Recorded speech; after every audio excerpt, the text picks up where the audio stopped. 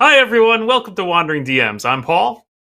And I'm Dan. On this episode, we have Jon Peterson, who you may know as the very famous author of the Playing at the World book, his Playing at the World website, and possibly the Wandering DMs intro screen. So, Jon, thank you so much for joining us today. Well, thanks for having me back again. It's always a pleasure to visit with you guys. That's the best. That's the best. So we have Jon here to talk about his latest book, Game Wizards, that came out at the end of last year. But before that, maybe Paul, you're going to remind us about what our viewers should know. Yes, indeed. Viewers, as always, at the end of the show today, we will be hosting our after-party chat on our private Discord server. You can join in on that chat if you want by joining our Patreon, available at patreon.com/wanderingdms. So go check out our Patreon, join us, and have a direct video chat with us at 2 o'clock today. Definitely. So, Jon, it's funny, as someone who's done a little bit of publishing, I guess for me, actually, I've had this experience in the music industry, actually, of you work on a product for publication, and then the process, you were just talking about a couple minutes ago, the process of getting it published, it takes a while, and then you wind up promoting it, and you sometimes creatively are years past the point when you were actually writing it. And so with the Game Wizards book, again, came out the end of last year, you were actually writing it how long ago? 2016 into 2017. Yeah, so it takes a while. And I mean, you got to look at this too, like, this was really my first projects with MIT Press, right? I mean, I'd done some work with them on anthologies previously, but, these were kind of the Elusive Shift and Game Wizards were kind of the first two. And so we did those as a package deal. And so kind of, Game Wizards ended up in line behind Elusive Shift. And so that was part of it, part of the reason why it took so long to come out. But also, academic publishing, especially, it just takes a lot of time. There's just a lot of peer review, a lot of people that need to, get comments in. And of course, then you've got to do these revisions. And I think my original submission for Game Wizards was over 160,000 words. And I was politely informed that was far too long. And so really, basically a third of the book ended up being cut for it to go into publication. Wow. And so you would have been able to read like endlessly thrilling things of my analyses of these conventions, especially. I cut a lot of stuff I had in there about conventions after I eventually decided that probably was pace deadening and unnecessary, though endlessly fascinating to me. Like not something really people needed to dwell on as much, perhaps, as I thought. But there was a bunch of stuff. No, go on. That's the thing I feel like I encounter very often when talking to people about the history of D&D, especially people not closely associated with it, where they're just when you get into like the origins of the game, pointing out that like Gen Con predates Dungeons and Dragons, I think is a fact that people who are not in the know often find quite surprising. This is true. I mean, you could argue that Gen Con was absolutely essential to the genesis of D&D in a couple of like measurable ways, right? It's where Gygax and Arneson met in 1969. And, by all the metrics that I can see anyway, D&D as a product didn't really take off. It was released early in 1974, but it was really Gen Con. It was kind of the catalyst. It was getting people to come to Lake Geneva to be able to play the game with the Gygaxes and Arnesons and Rob Kuntzes and everybody else, right? That got, seeded the idea, got people going back to their local gaming groups. Hey, I kind of get this now. A lot of people who sort of picked up, D&D off the shelf and tried to get it. I've seen a lot of correspondence and early articles to this effect. Really didn't get it. They just like looked through this and were like, what am I supposed to do with this exactly? And like Gen Con seems to have served an especially crucial role in that. So is the history of the gaming convention coming soon? Well, so I'm aware of one other person, actually. I shouldn't talk about other people's projects. That's looking at this in particular. So I don't think that material is going to come back for me anyway. I think I've said in Game Wizards, I think most of what I want to say about the drama. It's a drama book, right? I mean, it's really much more about the business and the interpersonal conflicts. And for me, it's kind of like a quarantine zone to stick that stuff in. And I think we kind of have to know it, but it's not it's not that important for the things that actually interest me, which is mostly system evolution, right? Like, I look at these games kind of like what I study them like, you'd study the evolution of car engines over time, like how innovations came up and kind of what commercial effects they had and why this was important and why this led to this. And like that's kind of my sweet spot. That's the part I find most interesting. It's just I ended up with like all this stuff about the drama. And like, I think without it, it's hard to correctly parse some of the things that people said retrospectively about the game, especially once lawsuits started, circa 78, 79. The well just got poisoned by that, right? And like so much of the dialogue about the history of the game that followed, kind of, I think you have to be looking at the drama to understand why the points are being made that are being made. It's not necessarily because they show history in a balanced and realistic way, but much more kind of polemically in order to advance a particular side of that argument. So I hope Game Wizards at least helps illustrate that. I think it was very. I mean, it's in some ways it's an unfortunate. It's a series of unfortunate events.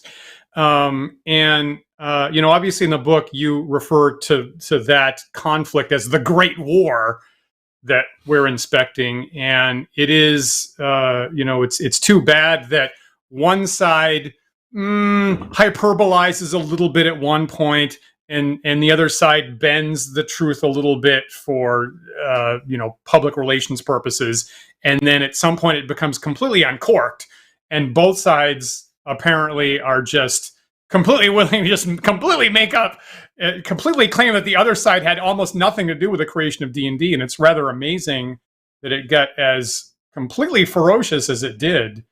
Do you think there was any way they could have avoided that? I mean, so ultimately they wound up in court for years and complete loggerheads about what rights were available. Could you retrospectively, can you see any way they could have avoided that horror show? Or was it just doomed from the start? It was doomed from the start. I mean, it was their personalities. I mean, unfortunately, Gygax and Arneson's personalities both. I think they were really not well aligned to work together just from the start. I think Arneson had a very anti-authoritarian streak to him, a very independent streak that made it very hard for him to be in a situation where he felt like he was, taking orders or was in any way subordinate, which, is not uncommon in creators. And I don't mean to suggest this makes them extraordinary or bad people in some way. I think, Arneson believes strongly that he knew the right way to do things, and like that's the way they should be done. And if that isn't the way it should be done, he wants out, right? And Gygax.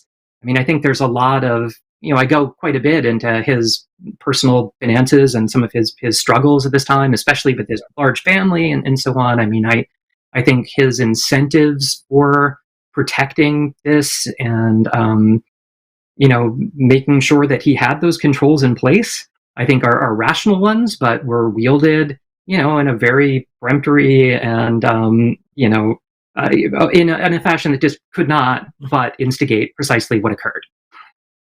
Yeah. I don't know what would it look like? I mean, if Arneson had, produced material at the time that he was at TSR that represented a significant contribution to D&D from their perspective, I mean, I think that could have made things very different. A lot of people talk about if Don Kay hadn't passed away, right? Would that Kay seems to have been able to keep Gygax in line. You hear this a lot from, people like Ernie, that like Don Kay was the only person that could really tell Gary, you're full of shit. And like Gary would listen. That's a counterfactual that I think we explore all the time, right? And it could be that he would have just slapped people around and, kept order at TSR and everything would have just merrily marched along. But boy, I mean, we talk about the Great War, the term Arneson used the history battle against the dominance of TSR that he himself is standard for.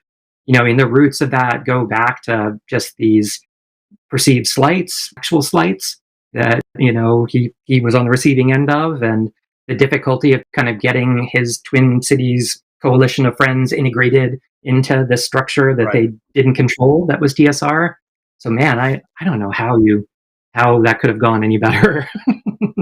For viewers that aren't aware of the details, it's so painful to think. It's such a tragedy to think about. Is that originally TSR was Gygax and his childhood friend Don Kay, and Kay was the original investor, and the original logo was their two initials, a G and a K combined together.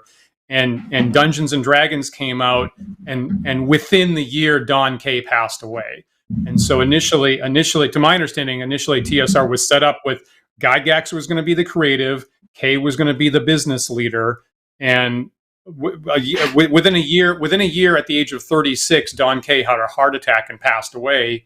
And at that point, Gygax had to take over both roles, more or less. And maybe that wasn't the original plan, certainly. So what a terrible tragedy.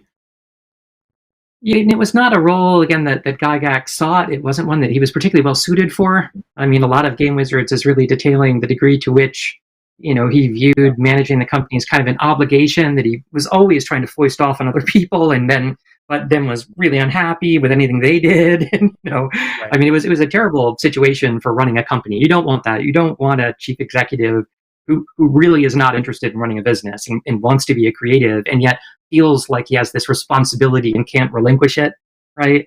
And that's not a recipe for a business that's going to survive for too long. Right. What a tough read. It's a downer. It is. I tell people this all the time. Like I'm kind of sorry, to have to do it, because it is not a heartwarming story. Let me ask this. So there is the key. So you're writing Game Wizards along about 2016, and there's this key meeting right after. I'm trying to think what the year is. Is it 76 or? So it's the key meeting right after the conventions, where they have a board meeting, and they have so it must be, so it's the year that Arneson's actually on staff. Right. So it's easy to remember. Right. He was there for less than a year. So it's the 1 year where he's on staff. They have the big meeting after the conventions, and the Arneson, leading the Twin Cities people, wants more people on the board. And Gygax and Bloom, who have 90% of the shares at that point, from what we know, Gary responded poorly and became incensed. And within the week, I think McGarry resigned later that day, and Rob Kuntz resigned the next day, and Arneson was gone in a fairly short amount of time. So. So you were writing that. It's very, clearly, the among the most, disruptive events at TSR. So you're writing that in 2016, and I don't know if you've had an opportunity to read Rob Kuntz's self-published book. I think that came out the next year, called Dave Arneson's True Genius, and so self-published. So this is Dan just talking purely by myself, a little bit scattershot, I would say. But the centerpiece to me is there's a recollection of that same meeting by Rob Kuntz.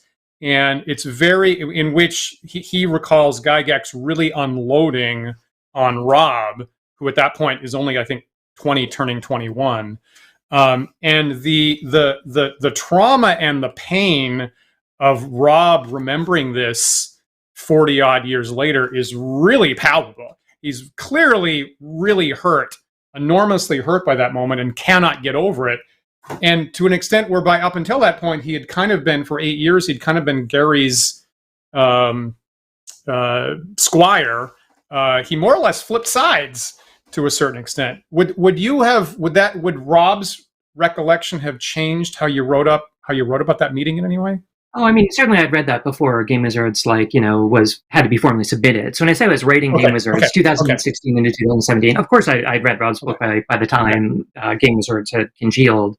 I don't think I chose to cite it, just in the sense of I was more interested in citing, the records of that meeting, and then like the way Arneson described it immediately thereafter, then kind of, and this is typical of my method, right? And it's a very, you know, people often say it's a Ronkian method, right? For people in the history racket, you know, that it's very focused on trying to recreate events from the documents that are as close to the events as possible, right?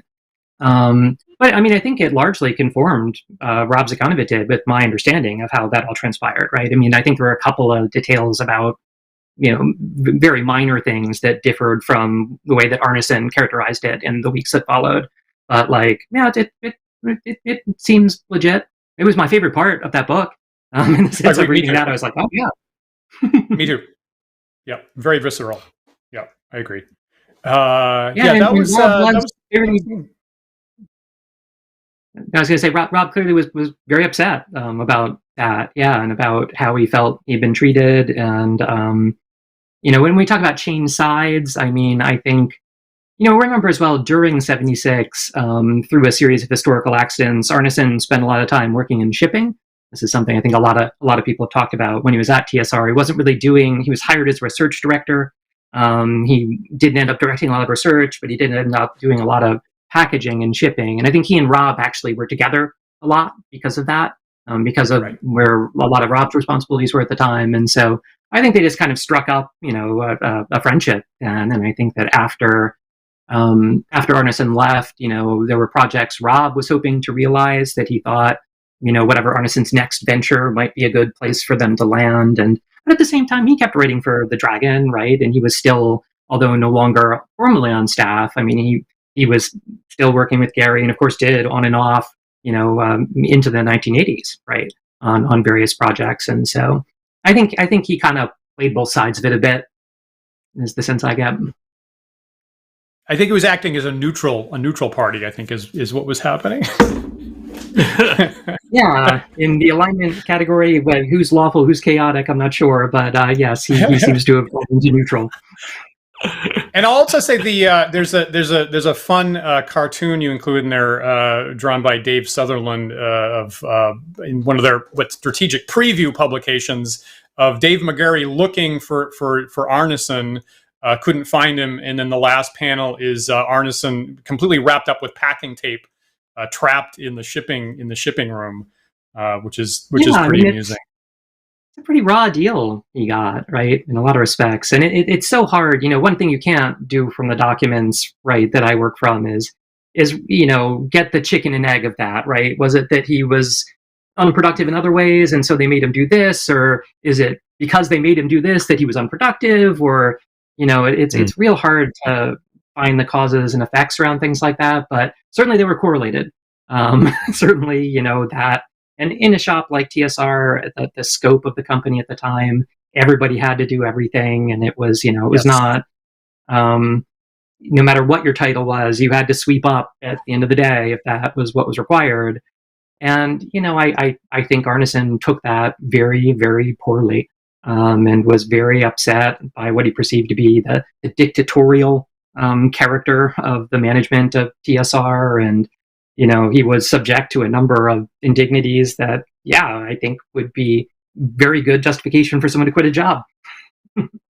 I agree. The bit around when he finally leaves, the day or two around when he finally leaves, and they put him almost uniquely on a time clock on a daily basis, is like, and then dock him for a trip that he took with his direct supervisor, is like, that was really stepping over the line. That is rough.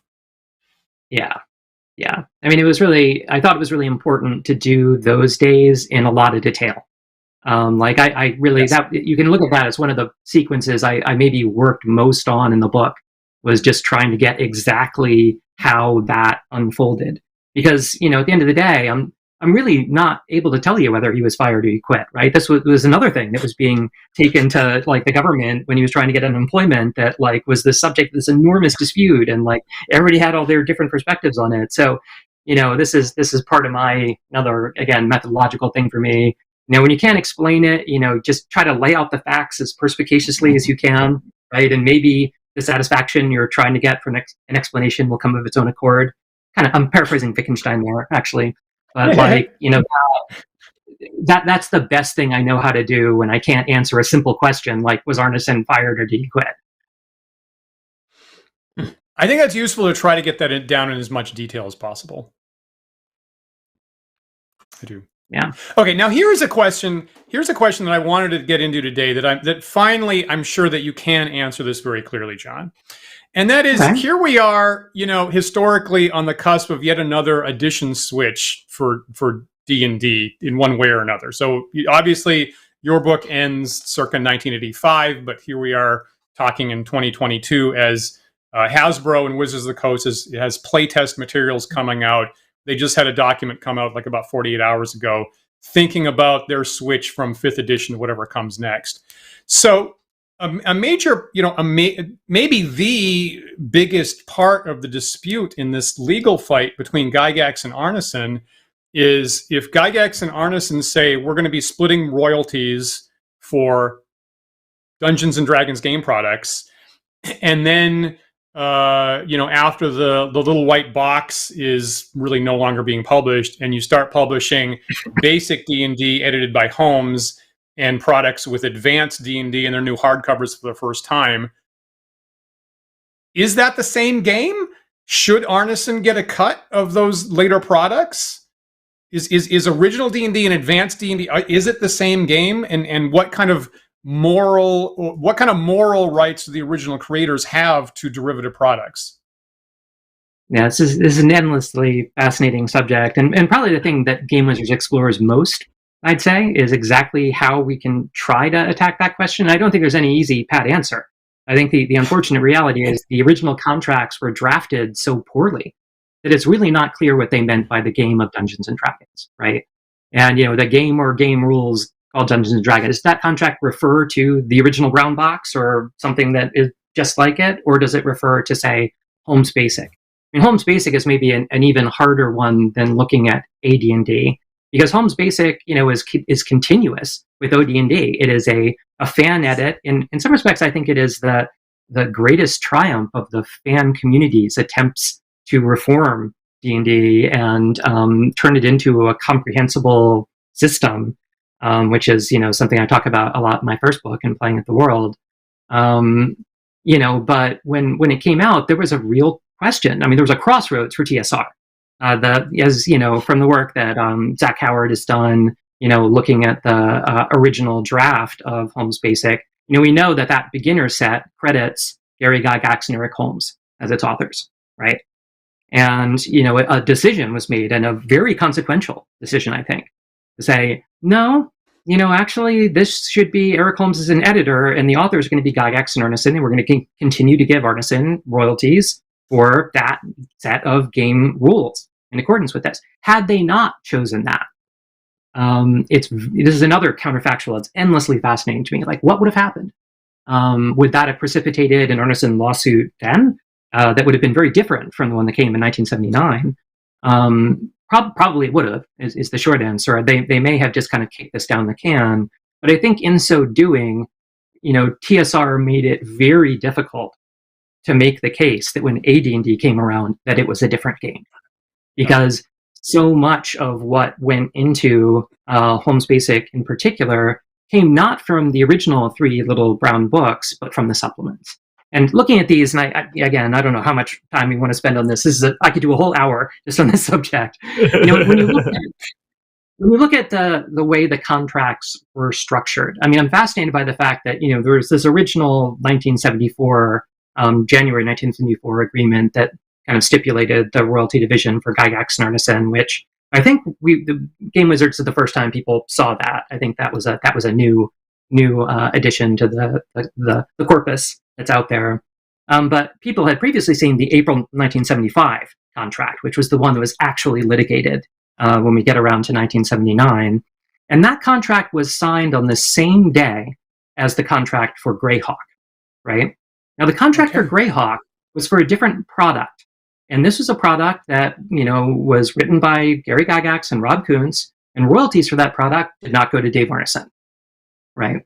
So the notion that there could be something that you're building on top of D&D that, is a separate book, it revises monsters in the first book. Think about the fact that like the attacks for monsters, the things that and you're no longer just rolling a d6, right, for every monster hit. Instead, this monster gets 2 attacks at d8 and then 1 at d12 or whatever, right? Those whole charts, it went back and revised every monster that appeared in Monsters and Treasures in the original 3 Little Brown Booklets. So it's not a separate thing, it's an addition and a recasting of a lot of that material.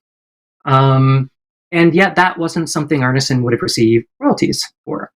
When Blackmore came around, there was a contract for that. It turned out it wasn't royalties, but it was for shares that Arneson ultimately got for Blackmore. It was very common in 76 for people to trade old royalty agreements that would have given them money for shares. Everybody wanted shares of TSR then. And I can't imagine why. But if you then look at Eldritch Wizardry, right? Eldritch Wizardry went to Bloom and to Gygax and not to Arneson.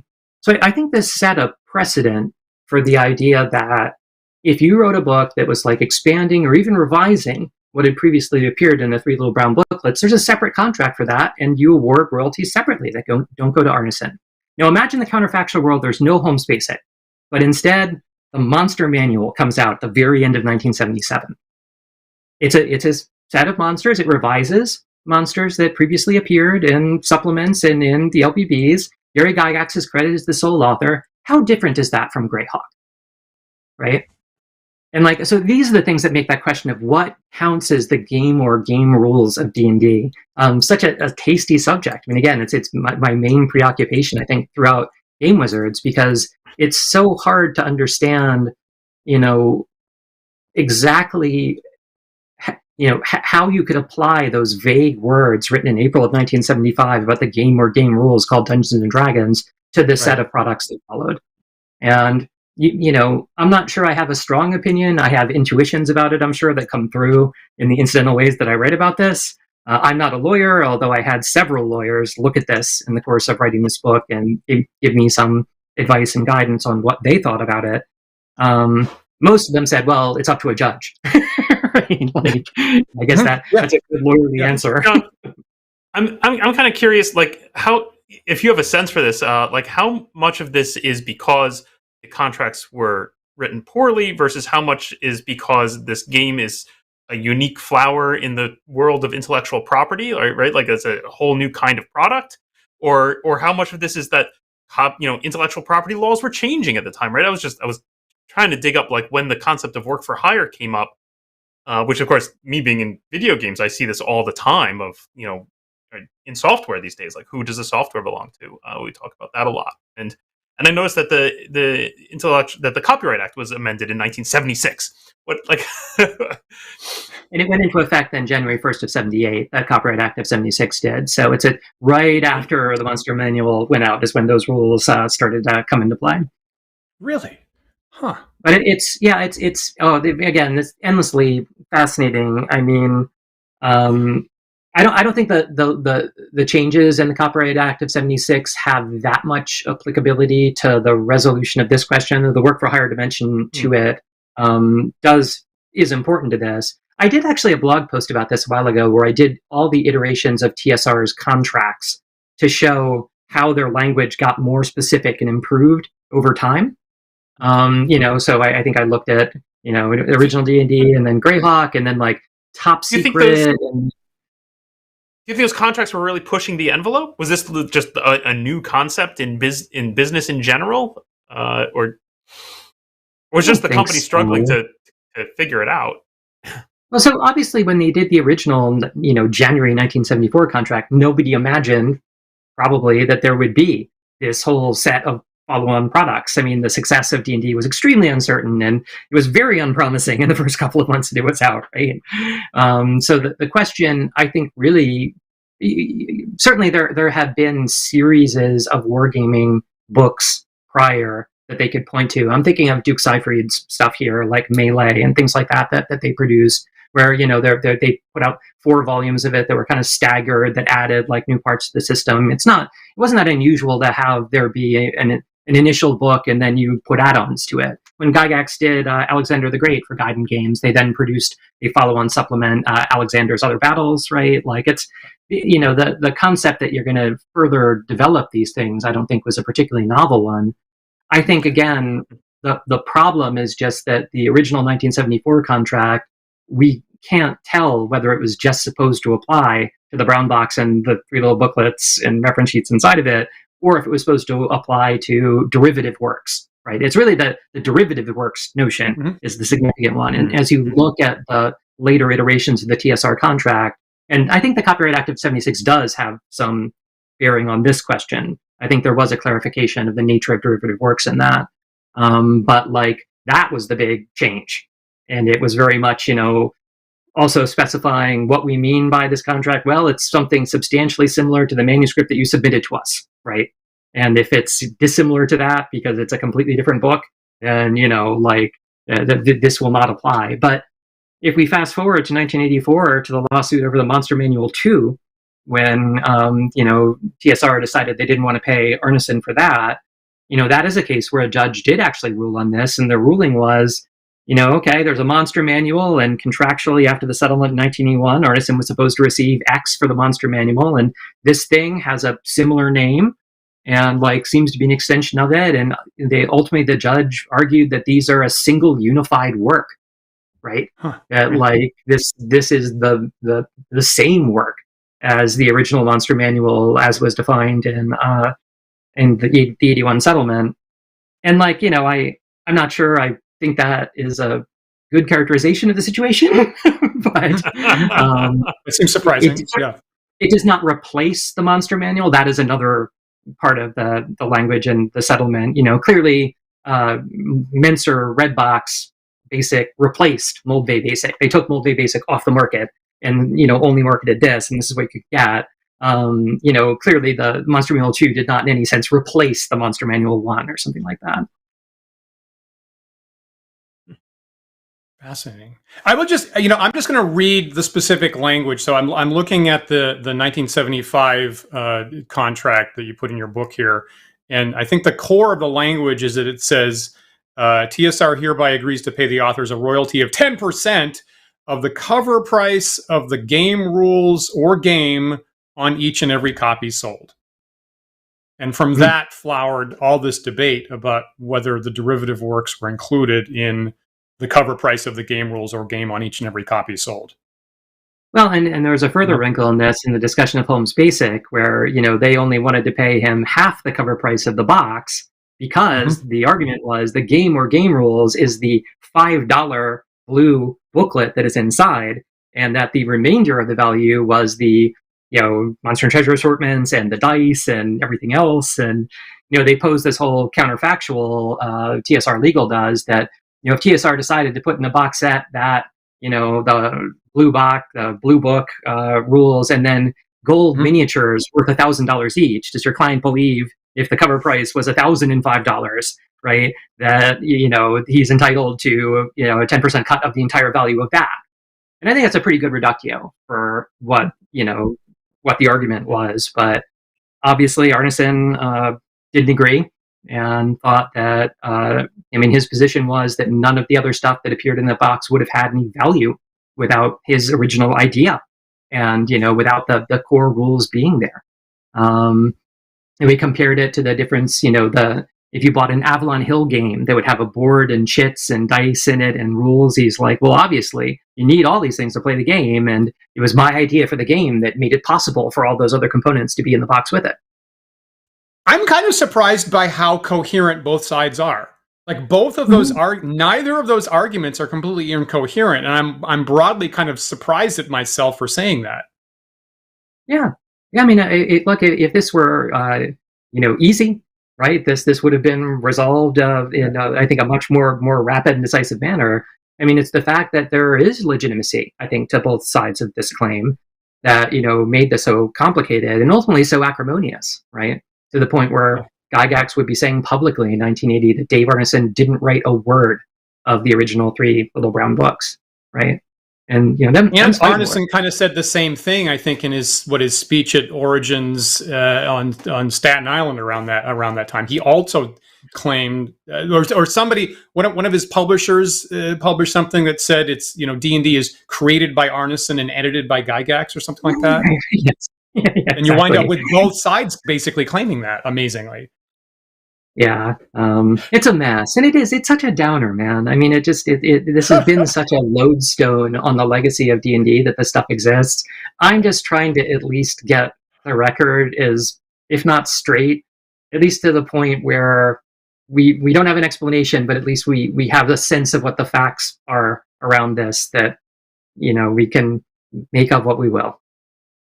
Let me throw up a question on from our queue. So, and I also got to give a shout out to Zach, like you mentioned. His work around basic D&D is just completely invaluable, and people should definitely go to his Xenopus Archives website. And that's where my main resource when I need to find out something about Holmes Basic, which frankly I started with. I go to Zach's website, and Zach said hello in our chat a couple minutes ago. So we're glad he's following that. Here's a question from Cominius. That we got in the chat, who asked, so what happened with the royalties for AD&D second edition? Was it the same 2.5 splitting of 5% for Gygax and Arneson as AD&D? What happened after that? Well, so Arneson's agreement for the AD&D royalties concluded in 1985, right? So in that sense, they made this stipulation with them, right, that we're gonna, for 4 years, we're going to give you, a 2.5% cut of AD&D royalties, and then you're done. And effectively, that was a deal worth $1.2 million, right? So, which is why a settlement was reached, because that's a lot of money, especially in $1981. That's a lot of money. The short answer is that Gygax ended up, in his own dispute with TSR after his departure over precisely these questions, and there was a settlement. It's a confidential settlement, and it's outside the scope of my book. Yeah, ask Ben Riggs, what he's unearthed about this stuff in his new book, Slaying the Dragon. From what little I understand of it, it sounds like it was a quite a lucrative agreement that they ultimately came to. Fascinating, totally fascinating. Let me pivot a little bit. The other thing before, the hour always goes so darn fast. I'm looking at the clock here, and I'm all irritated about how time works. So the other thing I really wanted to touch base upon, I think that you've at least written a little bit this year, is right in the middle chapter of the Game Wizards, you kind of foreshadow of they thought this was important, and they thought this was important, but they had no idea what was coming next. And then I'm personally kind of furiously getting through the next couple pages to see exactly what you're talking about. And of course, we're talking about the initiation of the Satanic Panic, when a university student supposedly went missing, I think at the end of 1979 or something like that. And so that was, that's been talked about recently a lot. That was folded into a major plot point on Stranger Things season 4. No spoilers, because I haven't seen it yet. And I think you've talked a little bit about that. How huge was that for the development of D&D as a business? Yeah, I mean, D&D had gotten kind of to the top of the bottom of the hobby games market, right, by 1979, around the time that the Dungeon Master's Guide was going to print, right, right before Gen Con. They're like, oh, we've got 44,000 pre-orders for this. This is pretty big. We're big time now with our Dungeon Master's Guide. Egbert, James Dallas Egbert III, he disappeared more or less around Gen Con, so in August of 1979. And the media circus around this played out early in September for the most part. Really over the course of about a week, right, where this was D&D suddenly was a subject of national news every night. Over this supposition that this unfortunate kid had ended up lost in the steam tunnels beneath Michigan State University, convinced that he was in a D&D game and that he was dead. That was really what this irresponsible private investigator who was brought onto this kept telling the press. If the boy's down there, we believe he's dead. And of course, he was not down there. He was in fact in Louisiana. And once that came to light, and he became aware of this massive kind of publicity that all of this had generated, he pretty quickly turned himself in and went back to his parents and so on. But it was a watershed moment in the sense of suddenly D&D had become a household word. It was infamous, but like any form of notoriety is commercially, monetizable. And like you know, the way the sales figures look, I mean, sales basically quadruple from where they were on an annual basis over this, and then just they continued to accelerate up until like 1981. Then things started to kind of plateau. And I put up charts about this in my blog that show the actual business trajectory as best as I can figure out. It's really difficult to build models for this because it's a private company and there's so little accurate reporting you can actually go by. I'm not even sure how much I believe some of their internal stuff about it. But yeah, I mean, it was absolutely transformational. And this led to the distribution deal with Random House that, you know, then suddenly put, you know, all of the AD&D books and Walden books and Kmart's and things like that. And yeah, this had a profound, you know, it was a profound transformation of not just the brand, but the way the hobby games industry was perceived. I mean, this had an escape velocity that previous hobby games just hadn't enjoyed. And this turned this into a mainstream phenomenon, a fad. There were Saturday morning cartoons. They were trying to make this movie, terrible movie. They were trying to make at the time. I'm really hopeful that the new one we're expecting it's in March will be better. Yeah, this one, sure. Yep. Fingers crossed. Surely this one. That's fine. I'm sure it's gonna be at least energy. It'll be fun. It'll be a romp. That's my guess. I've not seen it. I don't have any inside information that I would be violating NDAs to talk about, but I'll bet it's gonna be a silly, tongue-in-cheek, fun romp. I like the cast, right? I like the cast that I see. That's great. That's good. I like that they're actually, it's a deep enough cut with the title that it's actually something out of the first edition DMG. That's kind of nice. I don't mind that. Yeah. Yeah. Have you ever noticed though that like I think Tramp that of the Tramp drawings, Tramp sometimes has a problem with like the length of limbs, and I think the arm in that drawing is just a little too long. It's like, you know, like there's some kind of joint articulation problem, like with the knife being held to the throat there. No, Tramp is, you know, Dave Trampier's art for me was bulletproof and flawless for many years. And then I started doing an occasional D&D and art series, like one a year, with my partner Isabel, who's a trained fine artist and has an MFA and has taught and stuff like that. And live on the air with our, you know, stuff in the 1970s program, she started pointing out technical flaws with Dave Trampier. And she's right. And I was flabbergasted. I had never noticed this stuff before. She's totally right. So I had to ban her from the show for a while.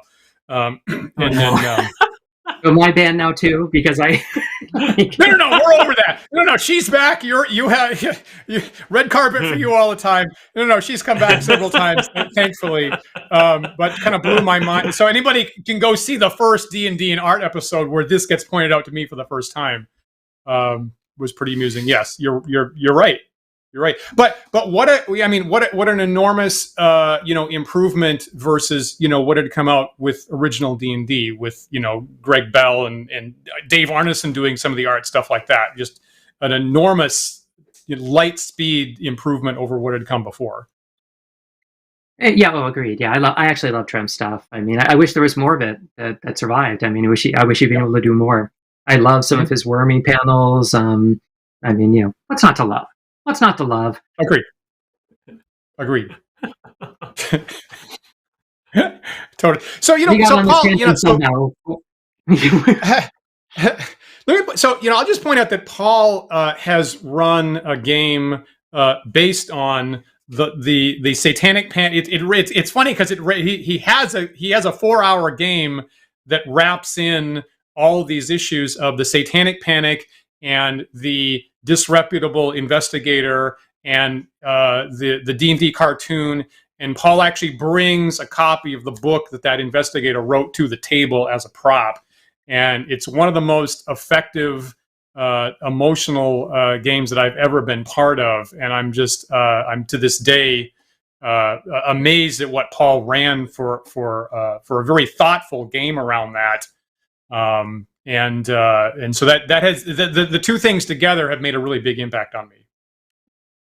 You know, the most delightful thing really is to sit at a table full of gamers and have them engage for a couple of hours with the thought of pretend you've never heard of a thing called Dungeons and Dragons. And it turns out they all love doing it. All of them. Well, I was just running through my head a game where everything that William Deere says in that book is true. And like, what's the game we would build that would be based on the steam tunnels, be based on, all of the addiction and like horrible, that would be a good like Jeep form. We should call the Nordic art people.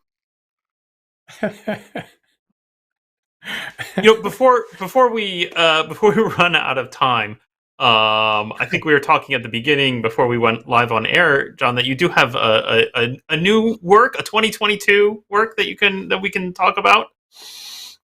I can talk about this a little bit. I'm kind of. Yeah, go ahead.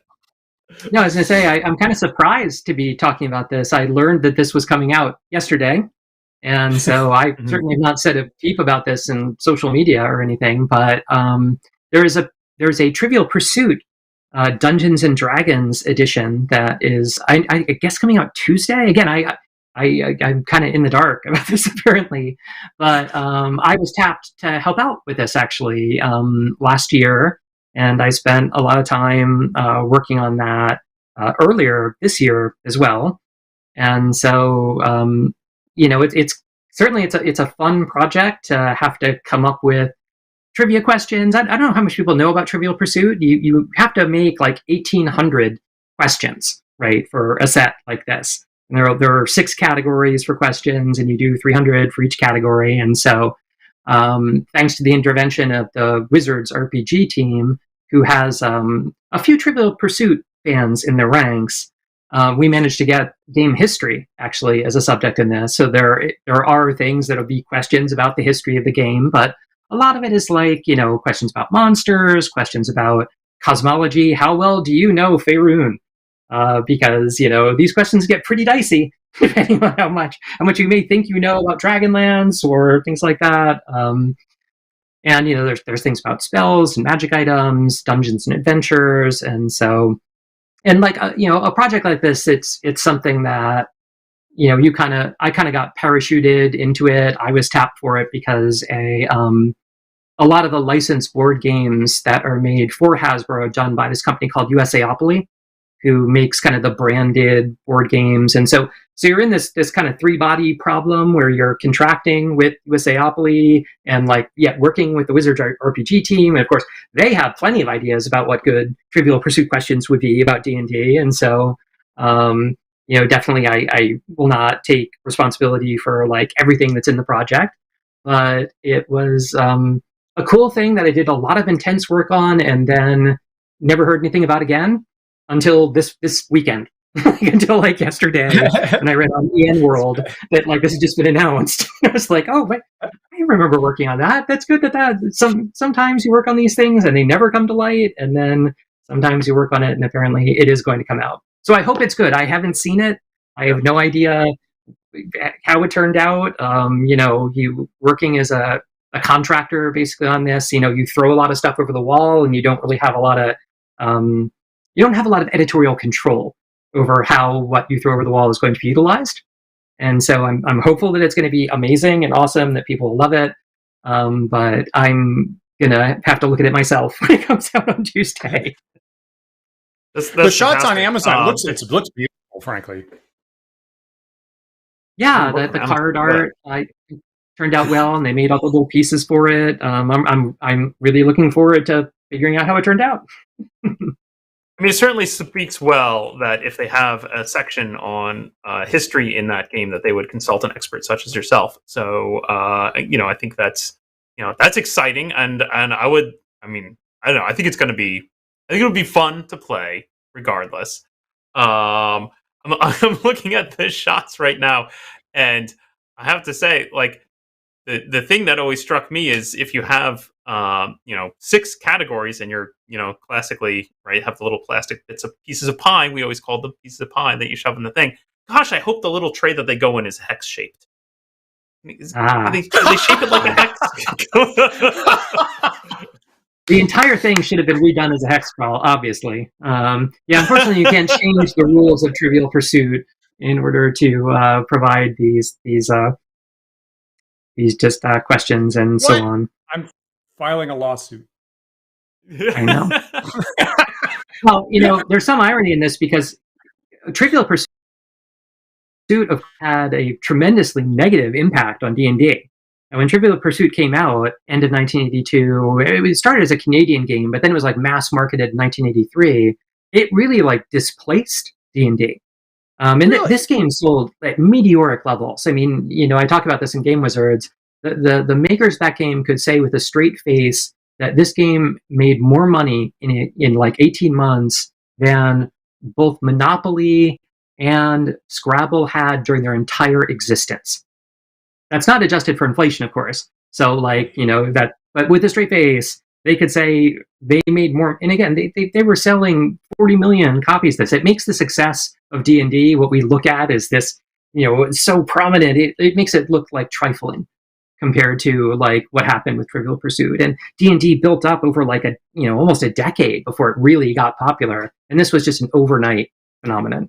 And so I certainly did have to put in a Trivial Pursuit question, which was like, what game was it that came out, popularized in 1983 that was responsible for the decline in sales? So I guess I could have Trivial Pursuit be the answer. I am all about the meta. I'm all about that. That is delightful. I can't guarantee it made it in. Like I said, I don't have editorial control over it, but I hope they let that in. A tasteful editor would keep that in. That's brilliant. I think so. That's brilliant. Before, let me ask. Okay, here's a detailed question that I wanted to ask. I apologize to everybody for this being a non sequitur. D&D was almost published by Gygax Games, and I'm not sure I'm saying that right. So Gygax Games published the first version of Chainmail, and then Don Lowry moved to I guess Belfast, Maine. And there was a moment where Gygax thought he was going to move to Maine and was trying to recruit Arneson to come with him, just at the cusp of D&D being published. My question is, do we know specifically where Gygax Games was based for an address in Maine? Because we know the address in Lake Geneva of TSR, and people go there and they take photos and stuff like that. Do we know where Gygax Games was specifically? Yeah. Oh yeah. I mean, I can go pull it off of a copy of Larry's Gygax. You need it right now? We'll do that. We'll do that offline. We'll do that offline. Okay. I would be very interested in finding that out. I think I did talk to somebody once who went there. So I mean, the story I always heard is that they had a barn that was attached to the building that they ran the game shop out of, and it actually like Tom Wham and people like that who went out with them. Right, there were people who went to Maine with them, including Tom Wham, and they slept in the barn, like I guess in some loft there that they converted into like makeshift studios for those people. And I'm sure at one point I talked to somebody who actually went there, and indeed at some point their stock got liquidated and went to another game store in Maine. I'm in Maine at the moment, by the way. Whereabouts? Not super close to there, but I think somebody did try to hunt this down and see if they could like find any records and things like that. I mean, I'm in touch with Don Lowry. I was when I was doing Playing at the World, and with his son, and they've always been very helpful and forthright with me on things. So you can't do the stuff that I do without a lot of friends who were there at the time who were like willing to help you out with this stuff. So, but I'm not really sure how much he still has that I think people would, I don't think he has the original type manuscript of first edition Chainmail or something like lying around waiting for the right moment to reveal it. But I partly asked because I grew up in Maine and went to school there, and your description of a house with an attached barn sounds so much like my grandparents' place. It's completely uncanny, which is not something you can legally do nowadays. I've discovered recently, as a matter of fact. And the other thing that's always uncanny to me is the fact that basic D&D came out at Origins being held at Wagner College on Staten Island, which is really close to where I am now. And my partner Isabel, for quite a number of years, taught at Wagner, where basic D&D came out. And I'm like, that is really weird that I've accidentally wound up visiting here. So really interesting connections around those things in the early years. They say it. They say everything's connected, man. I mean, this is the thing. The more you move in the world, the more you study this stuff, the more rocks you look under. I think you find all kinds of bizarre little causes and effects. I mean, one of the things I love in Game Wizards is, that the story of when Arneson started to feel like he was being cheated by Gygax on royalties was in fact in Guide and Games over the royalties for Don't Give Up the Ship. And that this created Arneson's original impression of what it was like to work with Gygax. He was a guy who's going to promise you royalties and then not pay you. And just seeing things like that, or the fact that Arneson swore to do no more work for Guide and Games until he was going to get paid. And then when we look at, well, who did write D&D? Why was it that Gary was like, okay, I'm going to take the pen and I'm going to do the primary heavy lifting on this? It's because Arneson had told him 3 months before, that he's not going to work. He's not going to do any more work because he doesn't believe he's going to get anything out of Guide and Games. All these little causes and things that connect up together. It's the fun of doing this, right? It's what I'm in it for. I just love finding stuff like that.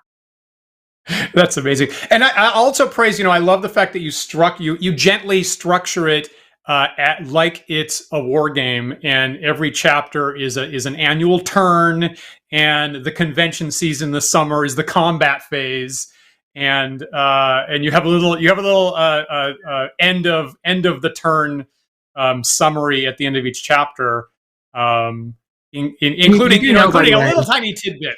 Yeah. You do know, by the way, that originally, and this is another thing that was cut from my 160,000, that was a much bigger part of it. And there were actually game rules for a diplomacy variant. I actually put some of them up on my blog. It's called The Game Wizard, is the variant, and it shows you what the starting, you play as the companies, you play as TSR, Avalon Hill, SPI, and Heritage. And it shows you what personalities you have attached to each of the companies, and the convention season and who controls what conventions is when you end up getting your upkeep and things like that for it. You can find this online. I put up. How did I not know this? Why did nobody tell me about this? If I was doing self-publishing still, like I did with Playing at the World, it would have been a much weirder book because it would have been full of that stuff. This is the thing, actual responsible marketing people tell you, oh, that's too gimmicky, you shouldn't do that. The next thing you know, it's just this history book with just that little trace of it is all that remains, the turn results at the end of the chapters. Wow. I will also point out that it was our friend Travis, way at the beginning of the episode, also said that he would love to see some of the convention stuff that was put out. He said, I'd buy it if you self-publish that. So just another vote in there. Possible, the Snyder cut, that someday there might be the Peterson cut of Game Wizards, that we do the whole thing. I mean, of course, MIT owns the book now. The regents of MIT, are the copyright owner for Game Wizards, which makes that a little complicated. So it'd be a Zack Snyder-like situation, trying to get the Jon Peterson cut produced. But you never know. All of my books, I think, would be better if I redid them. They'd all be longer. They'd all be more tedious if they were the way I wanted them to be. But, I think all of them would benefit from a longer treatment. Well, folks, we are just about on the wire here for time, so I'm going to have to rein us in. I just did want to share with you that I did a very, very rapid bit of last-minute research, and I can assure you that the pie pieces in the Trivial Pursuit D&D game are indeed hex-shaped. Oh, they are. Look at that. Oh, wow. I'm looking forward to actually seeing that. Thank goodness for that. And I'm not going to be the master of this game, by the way. I'm sure I'm going to be asked to play this at conventions. Some of these questions that we put together for this, from deep lore in, okay, we need to know this about the Forgotten Realms, that was in my brain for about 30 seconds and then left once the question was written. So I don't think I have an unfair advantage on this. John, any final thoughts on your great book, Game Wizards, or on Trivial Pursuit, or anything that we didn't mention here that you want to make sure you get out to your fans? No, I guess no. I think we're good. Yeah, thanks so much for having me. Awesome. Ian? Yeah. So if people would like to leave comments on this show, but other things that we should have asked John, I'm sure we'll have him on again in the future, I hope. And we'd love seeing that. And of course, remember that you can like, follow, and subscribe to us, The Wandering DMs. We are on YouTube and Twitch and Twitter and Facebook and GitHub and TikTok. And we have the handle Wandering DMs on all those sites. So follow us there and you'll see updates on future shows with guests like John. If you prefer to listen to our show in audio-only podcast format, you can find those podcasts on our website at wanderingdms.com. Also through various podcast carriers such as Google Podcasts, Spotify, iTunes. If you're listening to this show right now on one of those carriers, please take a moment to rate and review us on their site. That helps other users of that site find us, and we really appreciate it. We really do. And of course, huge thanks to our patrons who support the show here. If you'd like to join them, please visit patreon.com/wanderingdms, and you'll see a bunch of benefits on our different tiers there. In particular, every single tier gives you access to our Discord server, like Paul said at the top of the show. And we will be there, as we usually do, Sunday in about 10 minutes to continue the chat with live video chat on our Discord server. And I'm sure other people have great observations about the Game Wizards book. I know our patrons have read it and have strong thoughts about it in the past, which is why we really wanted to talk about it today. Paul, you're going to be there today, yes? I will indeed. See you there. Awesome. I don't know, Paul,